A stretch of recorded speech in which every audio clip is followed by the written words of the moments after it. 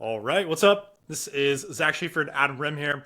We're both running email marketing agencies, and today we're going to be covering a bunch of different topics related to e-commerce and email marketing. So, how we're planning on structuring it is I'll go first, bring up a topic or question, give my general thoughts and answer, and then Adam can go ahead and weigh in and we can kind of talk about it. And then vice versa, he'll bring up the topic, kind of answer it, and then we can really go from there. So, first question that I was thinking about is what has been working for our DTC clients recently. Three main things. Number one, particularly for our clients, like solving objections within the flows. One of our clients, for example, they have red light therapy devices, very new. It's kind of a skincare, but like the technical side, like very new product on the market. So we went very heavy into potential objections and product education within the abandonment flows, since a lot of times if you've already given a discount within your flows, people are not objecting to that necessarily. It's some other factor. So really, we're trying to look at what are their objections and what other product education do we need to actually answer those objections within the flows. That's the first thing that I've been thinking about with a couple different clients. One of them, next one is just specific to one particular client, and that's collecting Google reviews. Is actually pretty interesting. They have one brand that they have two sides of the business. One is on the e-commerce side, and the other is on they actually do like garage transformations. They take your garage, make it look super nice, install all their shelving, cabinets, all these different products. It's like 5-figure, very high ticket investment. So we've actually been emailing everyone in our campaigns who's gotten a garage transformation and asking them for a Google review. There's not like a ton of people, but pretty much 5xing their current amount of Google reviews. It's been massive.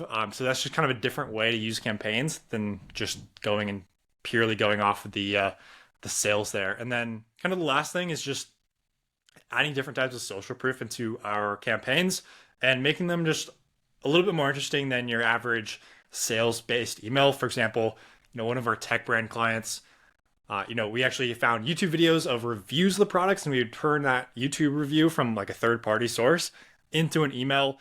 That way, it's more of a product education email, but it gets great feedback.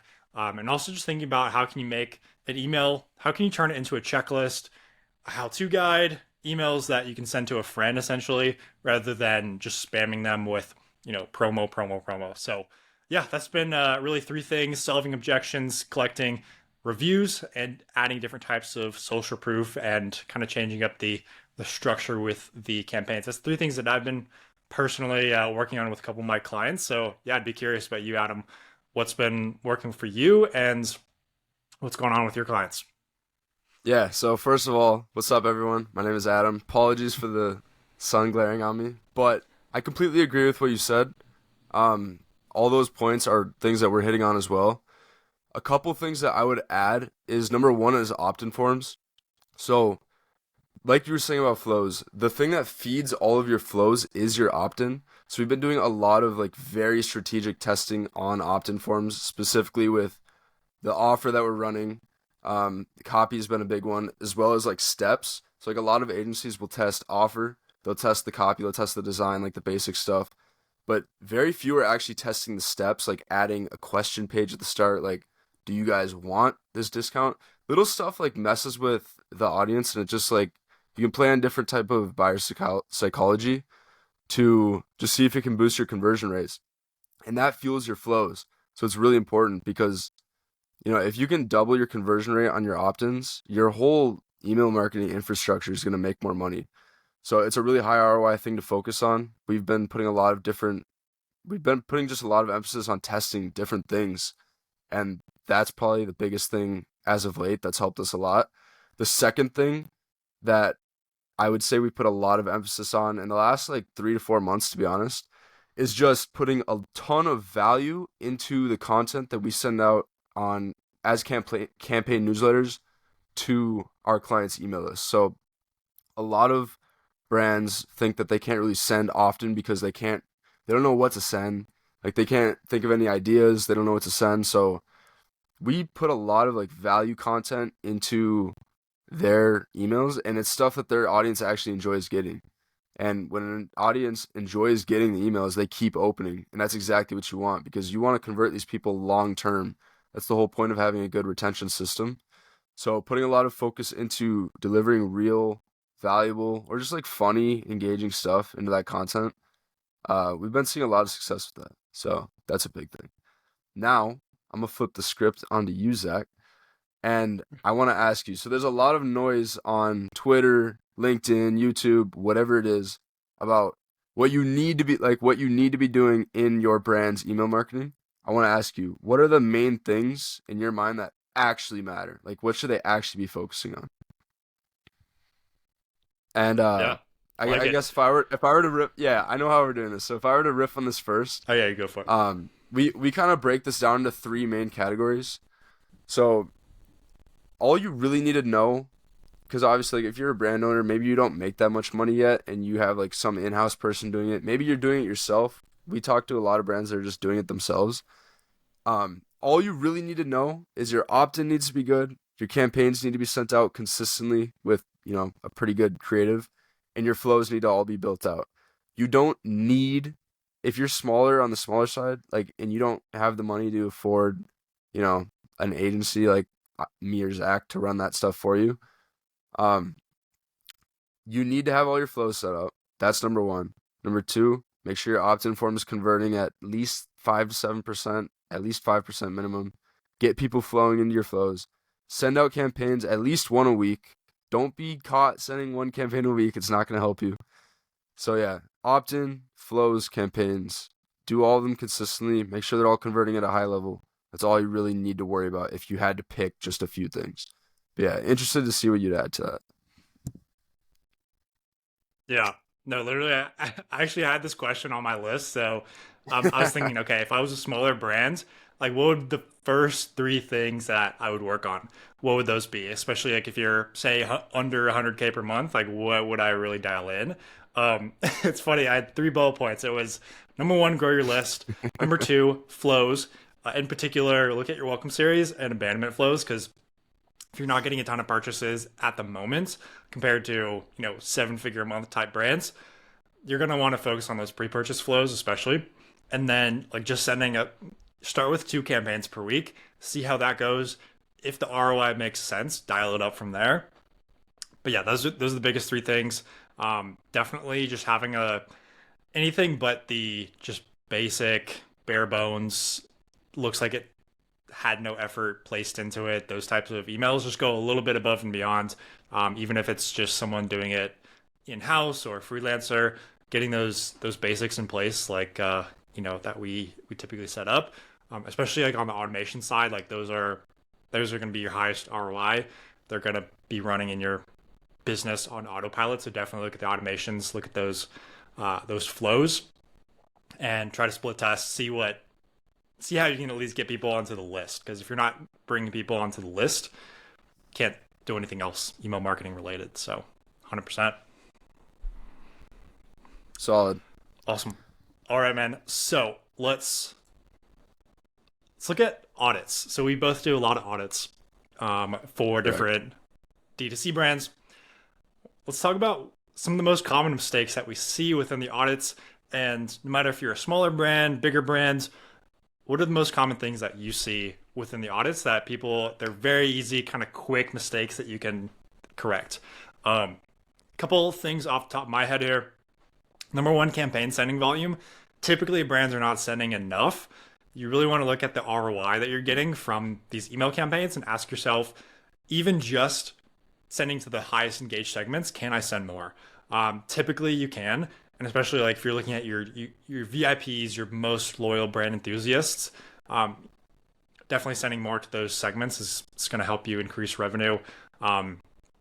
SMS sending campaigns, you want to make sure you're getting an ROI on that. Typically, we're only sending SMS campaigns a few times per month to the highest engaged segments. I see a lot of brands that are out there, they're sending to the entire list and they're racking up like a couple $1,000s per month in SMS bills, and they're not getting that great of an ROI on that. So what you can do is dial that back. A lot of times we like to just do SMS, no MMS, no images, and that really seems to be the sweet spot, sending a couple times, especially in your bigger promotions, making sure that you're getting great ROI there. And then, yeah, just like way too many promotions, not enough value. I see a lot of that, especially with big brands. They kind of get that itch to just send so many different sales versus providing value, going above and beyond, kind of like Adam and I were talking about, sending fun, unique emails that aren't promotional based. I would lean more heavy on those, so that way when it does come time for a big promotion, people are actually going to be interested. They're going to want to see, going to want to have their product in their hands. And then final one here, almost all, so many of the brands that I see are missing a step within the funnel, and that is not having the abandoned cart with the added to cart trigger. I see a lot of times people just have checkout started abandonment, but not added to cart, just an extra thing that you set up. I won't get into all the details here, but definitely having both abandoned cart and checkout in your flows. Yeah, those are all like you literally hit the nail on the head with those. Um, I would honestly say the biggest thing we see is also with the flows, and it's just not having the things set up. This ties back to what we were just talking about with what are the main things that you actually need to focus on.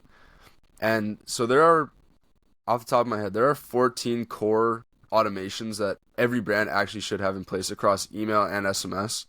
So you got your welcome flow, 4 abandonment flows, and then there's 5 different post-purchase flows, like core flows, and then 4 different SMS flows.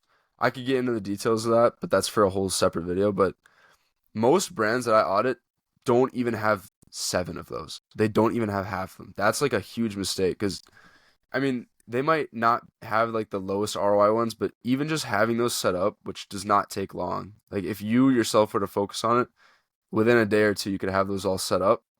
And yeah, so just not having all those flows set up is probably the biggest thing that we see all the time. Like it's extremely common.